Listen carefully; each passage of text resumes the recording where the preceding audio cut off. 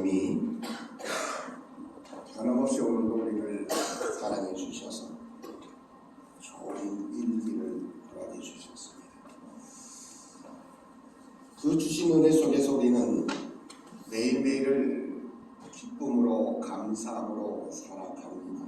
또 살아가야 합니다. 오늘 본문 속에 기록되어 있는 예수님의 제자들의 모습 속에서도 우리는 아주 힘 있음을 말씀 속에서 볼 수 있게 됩니다. 주님이 약속하신 대로 성령의 충만함의 역사가 모여서 기도하던 자들에게 임하고 임한 그들의 삶의 모습은 여러 가지로 변화되어지고 여러 가지로 놀라운 기적의 역사가 나타났던 모습을 사도행전 2장을 통해서 우리는 잘 압니다. 얼마나 놀라운 역사가 있었느냐 하면 한 번에 3,000명이 넘는 사람들이 회개하는 그러한 일들도 일어납니다. 또 수많은 이적과 역사가 나타납니다. 베드로의 설교를 통해서 수많은 사람들이 예수님께 돌아오는 이러한 모든 과정이 평탄하고 순조로웠을까? 그렇지만은 않았던 것이 성경의 증거임을 보게 됩니다. 부활의 예수 그리스도를 증거했던 제자들의 이 변화되어진 그러한 역사 속에서 많은 어려움들이 있었습니다. 사실 그들은 얼마 전만 해도 예수님을 배반하고 예수님을 알지도 못한다고 그렇게 이제는 부정하던 자들이었습니다. 그런데 성령의 충만 이후에 그들에게는 놀라운 변화가 일어났습니다. 곧 오늘 말씀이 바로 성령을 충만히 받은 사람들의 변화되어진 대표적인 사례라고 이렇게 말할 수 있습니다. 그들은 이제 어느 곳에 가든지 당당했습니다. 두려움에 떨거나 무서워하거나 이제는 어떻게 하면 자기를 좀 감추려고 했던 모습이 아닙니다. 진실로 때를 얻든지 부활의 예수 그리스도를 거침없이 두려움 없이 증거하는 증인의 삶을 살게 됩니다. 그런 삶을 살다가 보니까 옆에서 또 다른 마귀의 역사가 일어납니다. 야, 저것들 좀 잡아들여. 예수의 이름으로 말 못하게 그들을 이제는 제재하기를 시작을 합니다. 이미 4장 이후에 보면 베드로와 요한이 공회 앞에 서는 그러한 모습을 말씀합니다. 그리고 그들에게 뭔 경고를 했느냐 하면 도무지 예수의 이름으로 말하지도 말고 가르치지도 말라고 그렇게 협박을 하고 또한 어림장을 놓았던 모습이 이미 4장에 기록되어져 있습니다. 어쩌면 이 공회의 판결은 지금의 모습과 너무너무 흡사합니다. 무소불위의 권력입니다. 누구 하나 감히 말할 수 없을 만한 그런 현 시대의 우리나라의 모습과 같이 공회의원들의 이 모든 판결은 제자들의 목숨도 앗아갈 만한 그러한 대단히 위태로운 그러한 문제였고 또 위태로운 목숨을 위태롭게 할 만한 그러한 권력과 판결의 힘이 그들에게는 있었습니다. 그럼에도 불구하고 성경의 기록을 통해서 보면 베드로와 사도들의 모습은 어떠했느냐? 전혀 기죽지 않았습니다. 두려워하지도 않았습니다. 주눅들지도 않습니다. 어느 곳에서든지 부활의 예수 그리스도를 담대하게 또 담대하고 당당하게 부활의 예수 그리스도를 증언하고 있음을 성경은 말씀 속에서 보여주고 있습니다. 곧 성령이 주시는 담대함으로 이 사도들은 사람들에게 순종하기보다는 하나님 앞에 순종하는 것이 마땅하다 이렇게 확신하고 부활의 예수 그리스도를 증거하고 있습니다. 예수님을 잘 믿으려면 그 잘 믿는 과정 속에 여러 가지 많은 변수들이 생깁니다. 오늘 베드로와 요한 그리고 베드로와 사도들의 모습을 보세요. 이제는 전혀 두려워하지 않고 부활의 예수 그리스도를 증거하며 옆에서 자꾸 사탄은 역사합니다. 야, 잡아놓어. 더 이상 예수님의 이름으로 말도 하지 말고 가르치지도 말라고 그렇게 협박을 함에도 불구하고 그 모든 협박에 전혀 행동을 못해서 숨어 움츠려들지 않았다는 것. 당당히 부활의 예수 그리스도를 증거합니다. 오늘 본문 속에도 그 사실이 이렇게 나타납니다. 대제사장과 그와 함께 있던 사람 즉 사두개인의 당파가 다 마음의 시기가 가득했다고 말씀합니다. 그리고 사도들을 잡아다가 옥에 가두습니다. 주님의 사자가 밤에 옥문을 열고 끌어내 이릅니다. 가서 성전에 서서 생명의 말씀을 다 백성들에게 말하라 라고 이렇게 하나님의 사자가 그들을 끌어내 줍니다. 자, 질문합니다. 여러분들에게 이런 일이 있어졌을 때에 여러분 어떻게 하시겠습니까?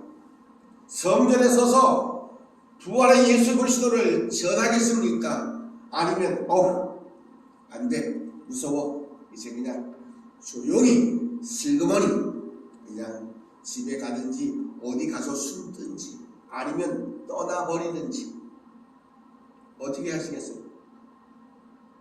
이런 일이 여러분들에게 있어지면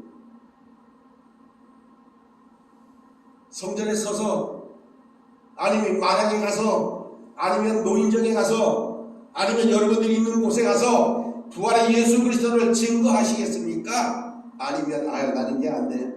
난 또 잡혀가면 안 돼. 슬그머니 도망가시겠습니까? 피하시겠습니까? 어떻게 하시겠습니까? 마음에 결정하는 대로 혹 이런 일이 생긴다면 어떻게 하시겠습니까? 제자들의 모습은 오늘 말씀에 이렇게 말씀합니다. 그들이 듣고 새벽에 성전에 들어가서 가르치더니 대제사장들과 그와 함께 있는 사람들이 와서 공회와 이스라엘 족속의 원로들을 다 모아 사람들을 옥에 보내어 사도들을 잡아오라고 이렇게 말하고 있습니다. 이미 베드로와 사도들은 옥에서 나와서 성전에 서서 부활의 예수 그리스도를 열심히 증거하고 있는데 이 사람들은 헛다리를 짚고 있습니다. 그들이 옥에 있는 줄 사람들을 보내어서 잡아오라고 그렇게 명령을 합니다. 그런데 말씀 가운데 보니까 부하들이 가서 옥에서 사도들을 보지 못하고 돌아옵니다. 우리가 보니 옥은 든든히 잠겼고 지키는 사람들이 문에 서 있었고 문을 열어보았더니 그 안에는 한 사람도 없더이다.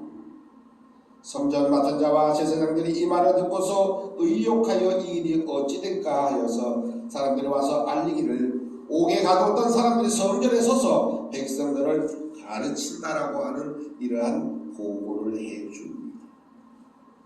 놀라운 일이 일어납니다. 하나님의 놀라운 역사는 이렇게 나타나고 있습니다. 옥에 가두어도 하나님은 그들을 풀어주십니다. 놀랍게도 문이 다 잠겨있는 가운데서도 간수들이 문을 지키고 있음에도 불구하고 그들은 여유있게 옥에서 나왔고 아침 새벽 일찍이 성문이 열리자마자 성전으로 들어가서 부활의 예수 그리스도를 선포하고 있었던 겁니다. 26절에 보면 성전 맡은 자와 부하들이 같이 가서 그들을 잡아왔으나 강제로 못함은 백성들이 돌로 칠까 두려워함이러라. 잡으러 갔더니 그들이 성전에서 부활의 예수 그리스도를 증거합니다. 그런데 막 결박하여서 억지로 강제로 끌고 올 수가 없었습니다. 왜냐? 오늘 보니까 백성들이 돌로 칠까 두려워했다는 겁니다. 이미 백성들은 다 알고 있다는 얘기입니다. 돌을 다 준비해놓고 있는 겁니다. 여차하면 성전의 시위대장이든지 뭐든지 돌로 쳐버릴 그러한 준비가 되어져 있었기에 이들은 그들을 강제로 끌어오지 못하고 임의 동행을 했던 겁니다. 같이 가주십시다. 같이 가자라고 밖에는 말할 수 없었습니다. 왜냐하면 잘못했다가 돌로 맞아 죽을 수도 있었기 때문에 그렇습니다. 그리고 다시 한번 공회 앞에 이제는 세워 대제사장이 묻습니다. 이미 4장에 보면 4장 18절에 예수의 이름으로 가르치지도 말고 말하지도 말라고 이미 그렇게 너희에게 경고했는데 오늘 너희가 이 이름으로 사람을 가르치지 말라고 언급하였으되 너희가 가르침은 예루살렘에 가득하게 하니 이 사람의 피를 우리에게 돌리고자 함이로다 라고 이렇게 이야기합니다. 사실은 이미 이전에 예수님을 십자가에 못 박을 당시에 그들이 했던 말은 뭐냐면 저 피를 우리에게 돌려 괜찮아 라고 얘기했던 사람들입니다. 그런데 이제 와서는 그 피를 우리에게 돌리려고 그렇게 하지 말아라라는 얘기입니다. 정말로 어처구니 없는 이들의 모습입니다.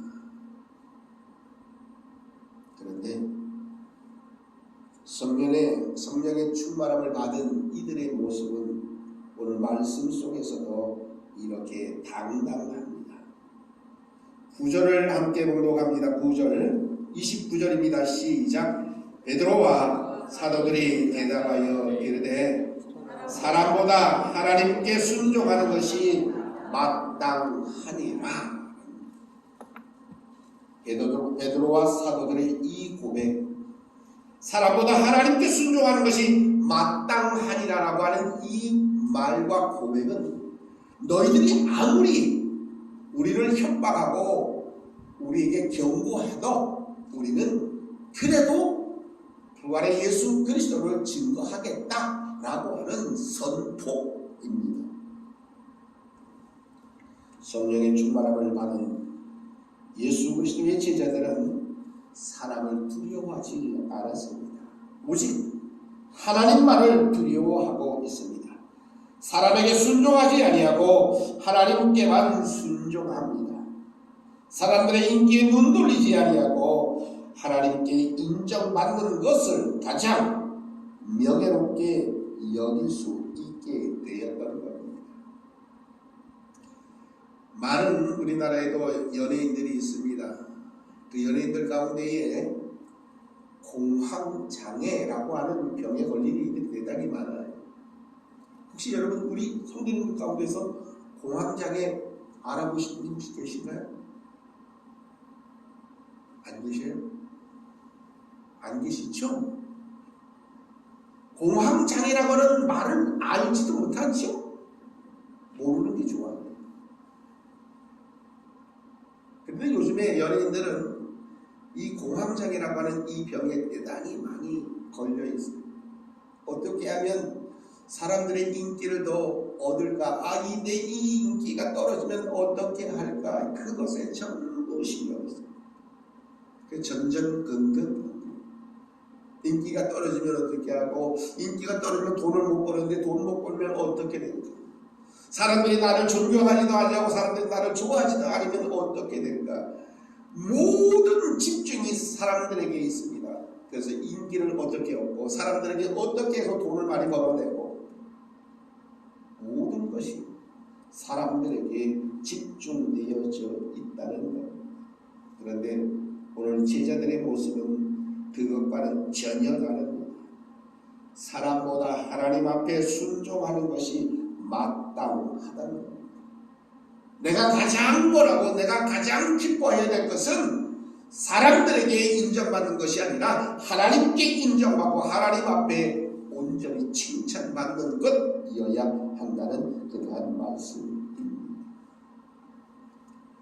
사람들은 권력에 이제는 더 어떻게 하면 한 자리를 찾아 내가 지위를 좀 얻을까 생각합니다.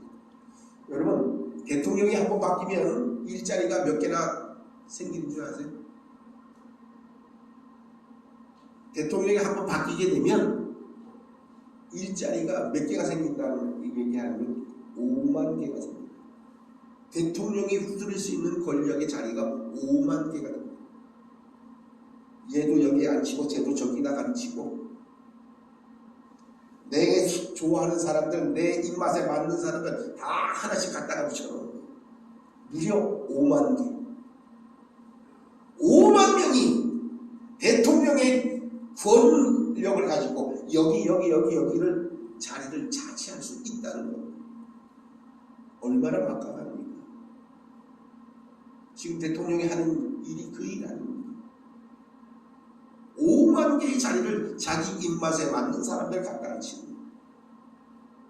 그러니 대통령에게 바른 말, 옳은 말, 해야 될 말 하겠습니까? 못합니다. 안 합니다. 그게 이 시대의 우리나라의 모습입니다. 예전 성경의 기록을 통해서 그 당시에도 권력자들 앞에서 사람들이 하는 말은 늘 머리를 조아리고 어떻게 하면 이 자리를 내가 잘 유지할까, 그리고 사람에게 어떻게 하면 많은 그러한 인기를 얻을까, 그때나 지금이나 별반 차이가 없을 것입니다. 사도 바울은 성경의 기록을 통해서 보면 이렇게 고백을 하고 있습니다. 성경을 조금 넘어서 갈라디아서 1장을 한번 보겠습니다.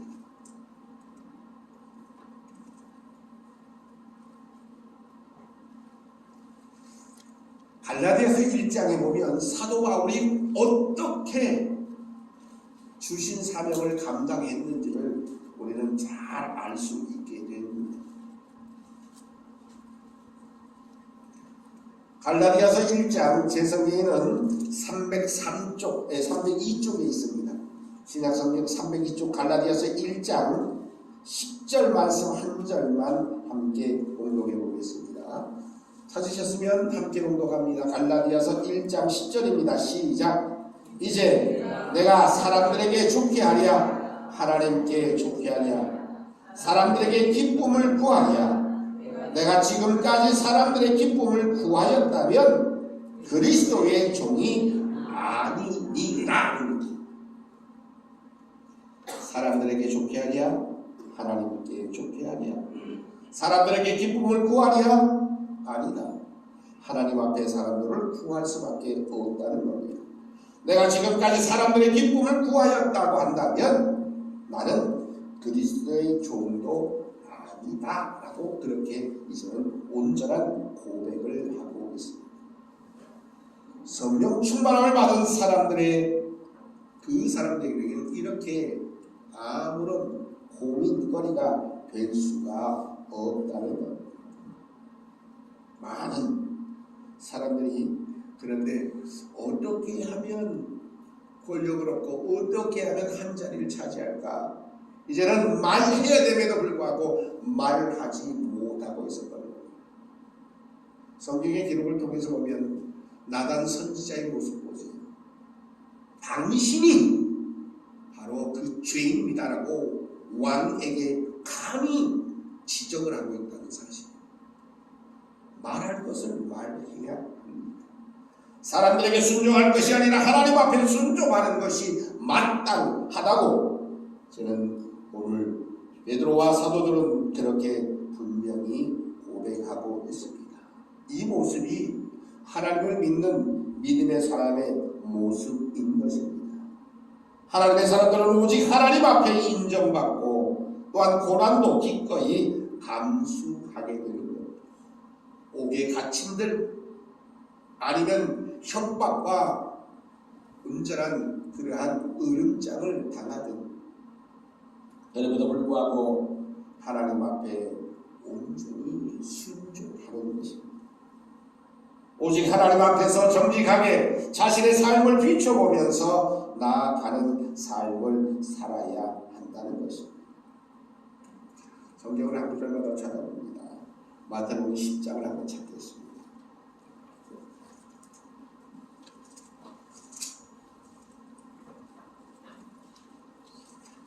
왜 우리가 사람이 아닌 하나님 앞에 순종해야 되느냐? 그 근거는 곧 하나님의 말씀은 이렇게 우리들에게 말씀합니다. 마태복음 10장 28절 말씀을 보겠습니다. 마태복음 10장 28절, 제 성경에는 15쪽에 있습니다.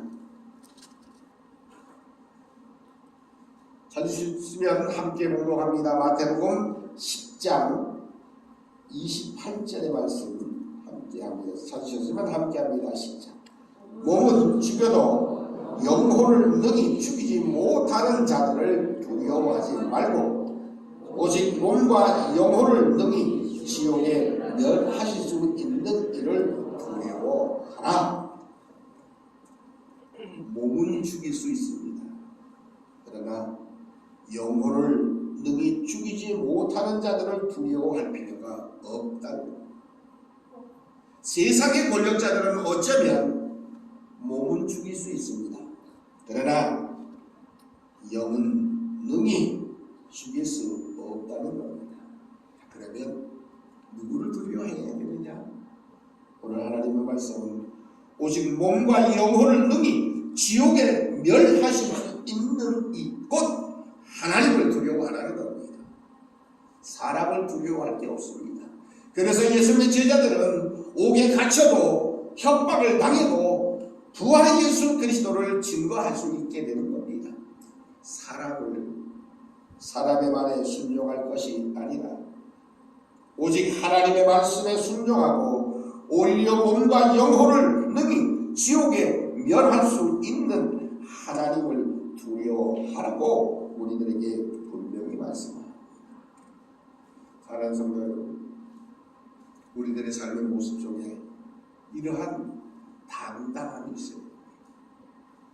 곧 성령의 충만함 속에서 그 무엇도 두려워하지 아니하며 사람에게 순종하지 아니하고 하나님 앞에 온전히 순종하는, 그래서 때를 얻든지 못 얻든지 부활의 예수 그리스도를 당당하게 증거할 줄 아는 그리스도인들, 하나님의 사람, 하나님의 증인들이 되어질 수 있기를 간절히 바랍니다. 예수님의 제자들은 그것을 눈으로 목도했습니다. 증인은 본 바를, 들은 바를 당당하게 말하는 것이 증인입니다. 그래서 그들은 오늘 말씀 속에 거듭 그렇게 고백하고 있다는 사실을 우리는 기억해야 합니다. 하나님이 우리를 사랑하셔서 당신들이 나무에 못 박아 죽인 예수 그리스도, 그를 다시 살리셨음을 내 눈으로 보고 확신했기 때문에 우리는 부활의 예수 그리스도를 증거할 수밖에 없다고 말씀합니다. 너희가 나무에 달아 죽인 예수를 우리 조상의 하나님이 살리시고 이제 더 나아가서 이스라엘에게 회개함과 죄사함을 주시려고 그를 오른손으로 높여 임금과 구주로 삼으셨습니다. 그러므로 우리는 이 일의 증인이고 하나님이 자기에게 순종하는 사람들에게 주신 성령도 증인이 되어서 우리들로 하여금 능히 말하게 하셨답니다. 원하기는 우리 삶의 모습 속에서 어떠한 처지, 어떠한 환경, 어떠한 문제가 있다 한들, 어떠한 위협과 협박이 있다 한들 우리 하나님 앞에 순종하는 것이 마땅하다고 고백하며 죽음의 위기 속에서도 부활의 예수 그리스도를 전했던 예수 그리스도의 제자들의 모습이 곧 우리의 모습이요 곧 나의 모습이어야 한다는 겁니다. 그래서 우리도 온전히 이들처럼 하나님께 순종하는 하나님의 거룩한 백성이요 하나님의 거룩한 증인이요 예수 부활의 증인의 삶을 온전히 살아가시는 우리 모든 믿음의 백성들 되시기를 주님의 이름으로 축복합니다. 능력의 아버지